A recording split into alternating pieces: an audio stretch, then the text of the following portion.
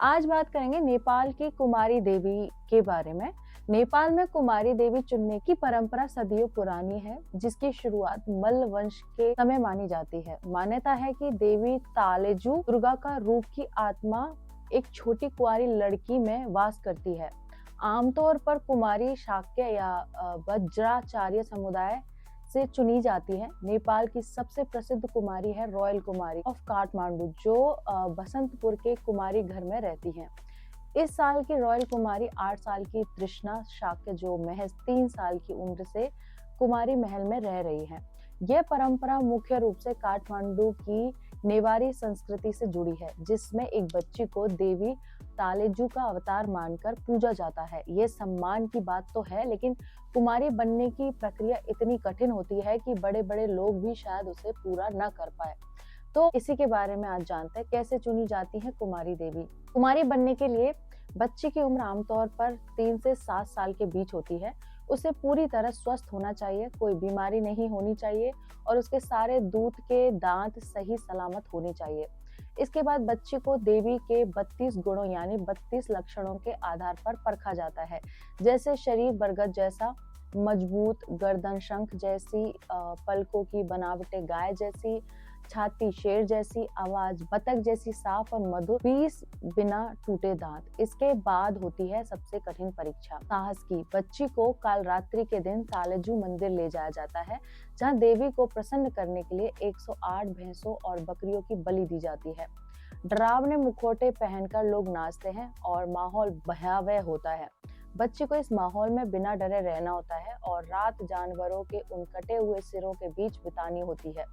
अगर वह डर नहीं दिखाती तो माना जाता है कि उसमें देवी का साहस है। अगर वह उन्हें पहचान लेती है तो उसे नई कुमारी घोषित किया जाता है। फिर तांत्रिक विधियों से उसका शुद्धिकरण होता है, देवी की तरह सजाया जाता है और तालेजू मंदिर से कुमारी घर तक ले जाया जाता है।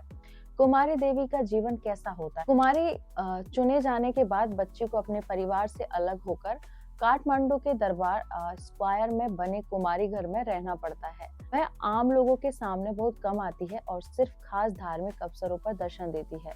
कुमारी कभी जमीन पर पैर नहीं रखती, उसे पालकी में लाया जाता है। उसकी पढ़ाई लिखाई की जिम्मेदारी देखभाल करने वाले लोग निभाते हैं। पूजा के समय वह कुछ बोलती नहीं, उसकी आंखों, हाथों और चेहरे के भाव ही भक्तों के लिए देवी का संदेश माने जाते हैं। माना जाता है कि अगर कुमारी रो दे तो कोई अनहोनी हो सकती है, अगर हंस दे तो समृद्धि आती है और अगर शांत रहे तो आशीर्वाद मिलता है। हालांकि लोग उसे देवी मानते हैं, लेकिन उसका जीवन आसान नहीं होता। वह बाकी बच्चों की तरह दौड़ भाग या खेल नहीं सकती। उसका हर कदम नियमों से बंधा होता है। फिर भी वह पूरे विश्वास और शांति के साथ इस जिम्मेदारी को निभाती है।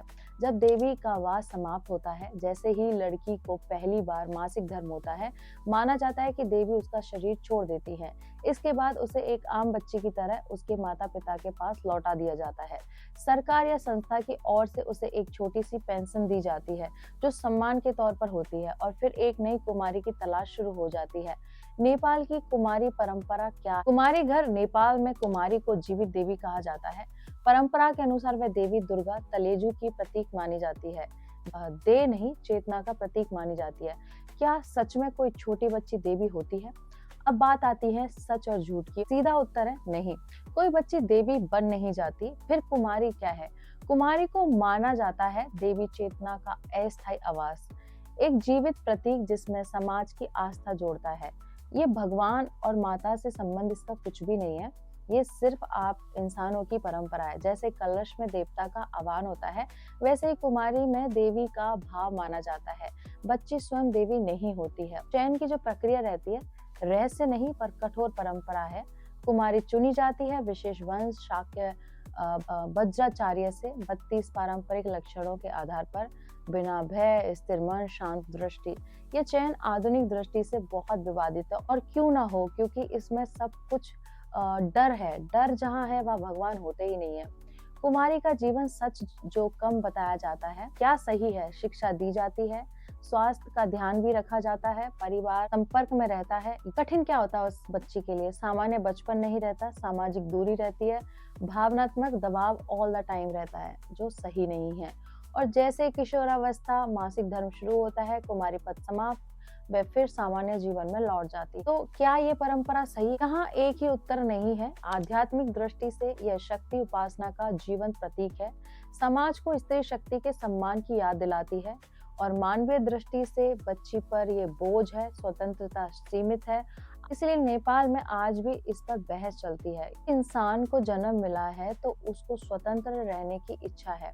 देवी किसी शरीर में बनती नहीं है, शरीर केवल स्मरण का माध्यम होता है। यदि कोई कहे वह बच्ची देवी है तो ये आस्था की भाषा है, तथ्य की नहीं। सही समझ क्या होनी चाहिए? कुमारी देवी का प्रतीक है, बच्ची सम्मान की पात्र मानव रूप में है। परंपरा संस्कृति होनी चाहिए, अंधविश्वास नहीं होना चाहिए, आलोचना अपमान नहीं होना चाहिए, विवेक से काम लेना चाहिए। तो बात ये है, सारे चीजों का सार यही है, कोई बच्ची सच में देवी नहीं होती। हाँ, समाज उसे देवी का प्रतीक मानकर पूजता है, पर बच्ची का मानव जीवन और अधिकार को सर्वोपरि है। कुमारी और तांत्रिक का वास्तविक संबंध क्या रहा है?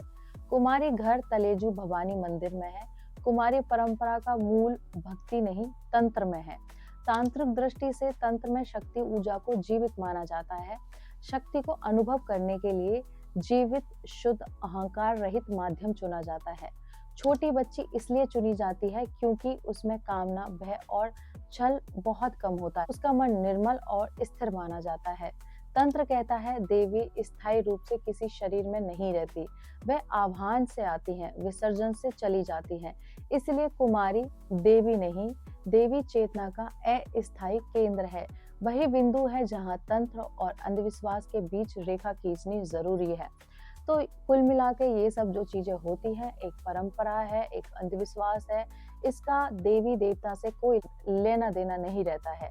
क्या भारत में ऐसी परंपराएं कभी थी? स्थायी नहीं रही हैं। ऐतिहासिक संकेत देते हैं। प्राचीन भारत में कन्या पूजन, नवरात्रि में कुमारी पूजन, कुछ तांत्रिक ग्रंथों में क्षणिक आह्वान का उल्लेख भी है।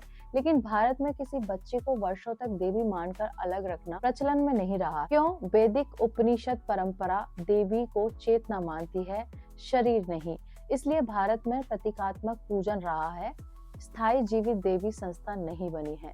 नेपाल में ये परंपरा इसलिए टिक पाई क्योंकि वहाँ राजतंत्र प्लस तंत्र प्लस स्थानीय संस्कृति एक साथ जुड़े रहे। इसीलिए इस तरह की अजीब अजीब परंपराएं लोग चला देते हैं। कुमारी परंपरा भविष्य में रहेगी या बदलेगी? पूरी तरह समाप्त नहीं होगी, पर बदलेगी जरूर। जो बदलेगा, बच्ची की शिक्षा और स्वतंत्रता, मनोवैज्ञानिक देखभाल होगी, सामाजिक संपर्क रहेगा, कुमारी पद के बाद पुनर्वास रहेगा, प्रतीकात्मक कुमारी के दर्शन, सांस्कृतिक पहचान, शक्ति उपासना का स्मरण। क्योंकि नेपाल में पहले ही कानून और सामाजिक दबाव के कारण कई सुधार हो चुके हैं। भविष्य की जो कुमारी है, बंद देवी नहीं, सम्मानित बालिका प्लस सांस्कृतिक प्रतीक होगी। सबसे गहरा सत्य जो कम कहा जाता है, अगर देवी को किसी बच्चे की स्वतंत्रता कुर्बान करके पूजना पड़े तो वह देवी नहीं, डर की पूजा है। तंत्र का मूल उद्देश्य शक्ति को जगाना, किसी को बंधक बनाना नहीं है। मैं तो इतना जानती हूँ, कोई भी भगवान हो, चाहे हमारी देवी हो या देवता हो, वो किसी को बांधते नहीं, और जहाँ बंधन है वहाँ भगवान होते ही नहीं है। कुमारी परंपरा तांत्रिक प्रतीक, शाब्दिक सत्य नहीं। भारत में क्षणिक कन्या पूजन, स्थायी कुमारी नहीं। भविष्य में परंपरा प्लस मानवाधिकार का संतुलन जरूर आएगा। क्या ये परंपरा सही है या गलत? तो कमेंट करके बताइए और इस वीडियो को शेयर कीजिए और मेरे साथ बोलिए ओम नमः पार्वती पते, हर हर महादेव, शिव शंभो, राधे कृष्णा।